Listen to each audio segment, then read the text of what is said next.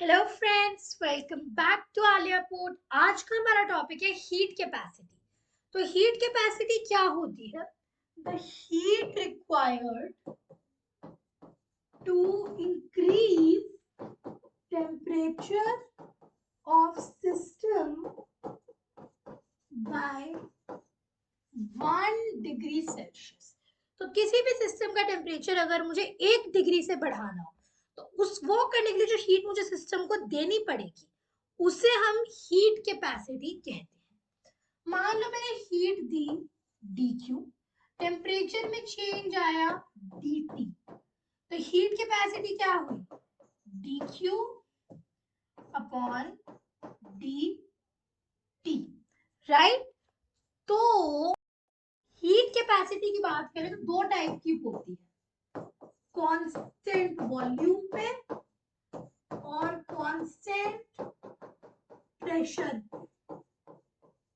पहला केस देखते हैं, कांस्टेंट प्रेशर।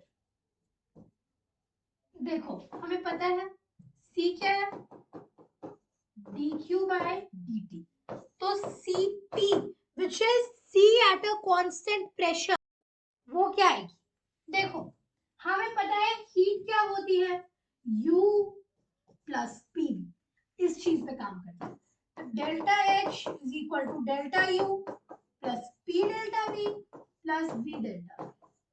और हमें पता है कांस्टेंट प्रेशर मतलब वी डेल्टा पी वाला पार्ट हो गया जीरो। तो delta H is equal to delta U plus P delta V, right. एक तो ये जरूरी चीज है। और देखो यू से शुरू किया, इसमें वर्क डन पी भी हमने ऐड कर दिया। This is also equal to your Q.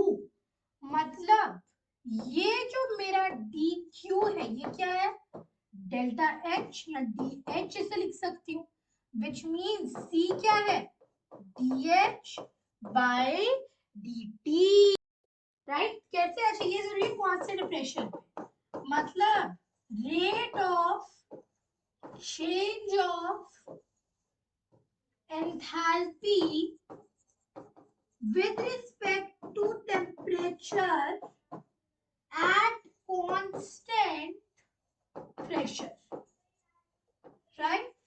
So Cp is equal to dH by dt at constant pressure, which is rate of change of enthalpy with respect to temperature at constant pressure। अगर हम आते हैं constant volume पे, constant volume जिसे कहते हैं Cv, तो Cv क्या होगा, dQV by dt, राइट। वही लगाया है हीट अपॉन टेम्परेचर, वो dQ by dt वाला, बस ये हीट एट कांस्टेंट वॉल्यूम। अच्छा मुझे पता है du is equal to dQ minus P dV, right.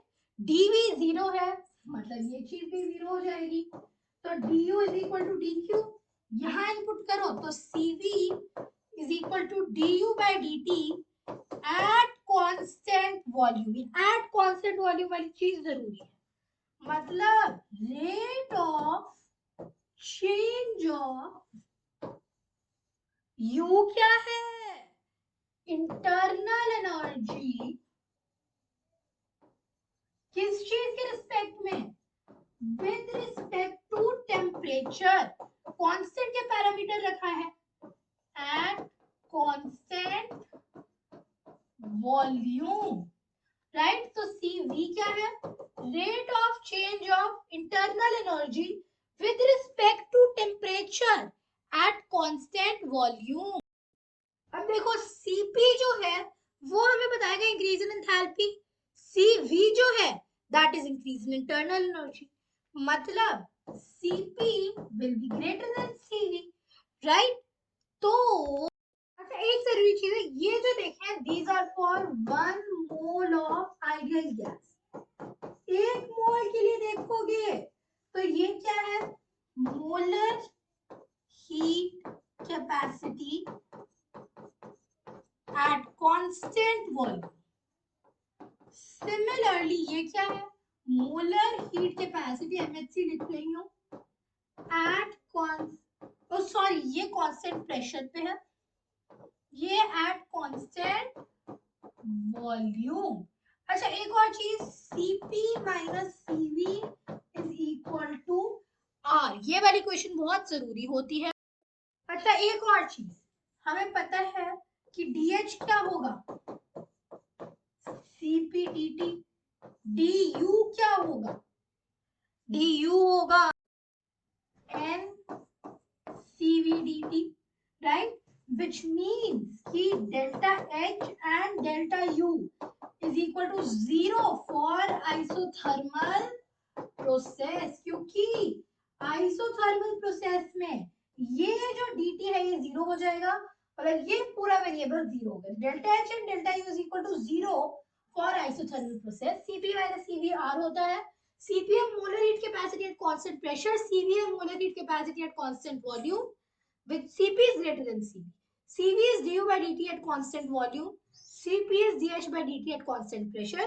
Cp को कह सकते हैं rate of change of enthalpy with respect to temperature at constant pressure। Cv को हम कहेंगे rate of change of internal energy with respect to temperature at constant volume। Right? Heat capacity क्या है कि heat required to increase temperature of system by 1 degree Celsius। अगर हमने dq और heat का टेम्परेचर dt बढ़ाया है तो जो heat capacity होगी that will be dq by dt। I hope concept clear है heat capacity का। That was all for today's video. Goodbye. Thanks for watching.